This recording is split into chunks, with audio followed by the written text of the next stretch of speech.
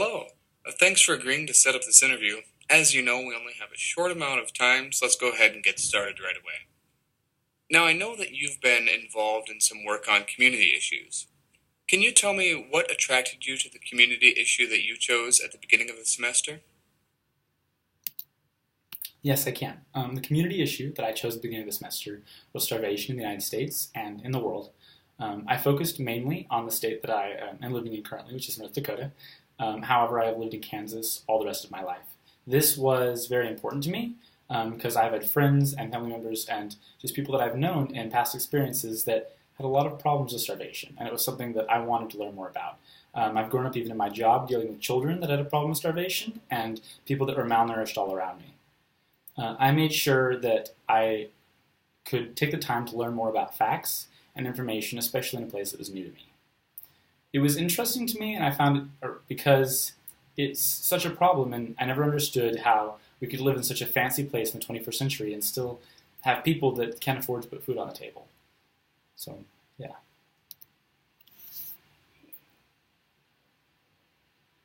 Okay, thank you. Now, your materials also said that you were involved in a community issue team project that focused on a call to action. Can you share with me what call to action your team put forward and why you chose that call to action? Yes, I can. My team, Persuasive Speech, involved texting and driving, and our call to action had three main parts. The first one was kind of abrupt, and it was just to stop texting altogether. This was important and something that should have needed to be said. However, it isn't the most effective thing to tell people to just not do it. The other two parts involved things that are passively trying to prevent you from texting and driving at all times. Things including the buttons and such on the steering wheel to help people so that they can navigate, use their car, and use those things without having to take their eyes off the road. The other ones involved apps and such on their phones that you could download and install so that then it would not let you get notified of a text while you're driving, or it would automatically send replies back to those person that sent it to you, telling them that you're driving. So our call to action involved basically one active step that you could just don't do it, and then two passive ways that you could help guide yourself into not texting and driving ever again.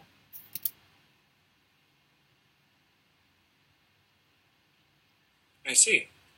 Now, if I were to ask the other members of your team what they think your biggest strength is, what do you think they would say, and why do you think they would say it? My biggest strength, according to my team members, and I guess from my point of view, would be that I'm very organized and I keep things moving. I'm extremely organized. We made a doc in the first 10 seconds of being handed the assignment, and I made sure that everything was laid out in a rubric of what everyone was supposed to do. I spent a lot of time just doing the organization of the way things are going to be said and who's going to say them, on top of, even the details and writing it up, just as that. The other thing is I'm very persistent. I will make sure that we get things done on time when they need to be, and for that, I spent a lot of time working with each of us, because we all have very different schedules, to try to make up a meet a time that we could all sit down and practice together.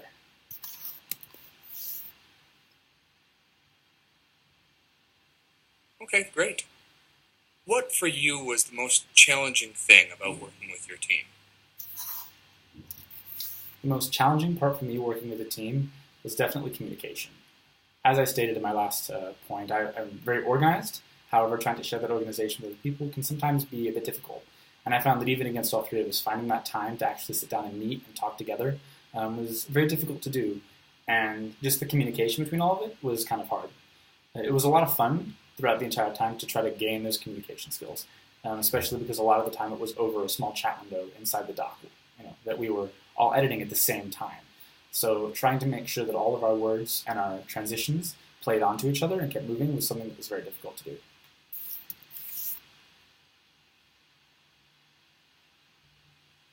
Thank you. Okay, last question. In 30 seconds or so, tell me what your biggest takeaway was from COMM 110 this semester. What will stick with you and be useful to you? To me, my biggest takeaway from COMM 110 is it brought me a little more out of my comfort zone, and it gave me sort of something stable, like stability that I could sit down and go off of when I'm actually going out and publicly speaking to people. I've always been told I went through English classes. We had to give speeches. We had to do such things, and it would slowly get you a little better at it, and it would slowly break you out of your comfort zone. But having something that was designed to teach you how to publicly speak was really awesome. And I have a feeling that that was my biggest takeaway, is that it kind of brought me out of my comfort zone and gave me a fun experience that I could really get into my own skin, so that I could make sure that I was acting the way that I wanted to, and that I learned from it and was able to really grasp myself as a speaker and understand how it is that I speak. Thank you. All right. Well, thank you so much for taking the time to talk with me. We'll probably be in touch with you in the next few weeks or so. Take care. Thank you.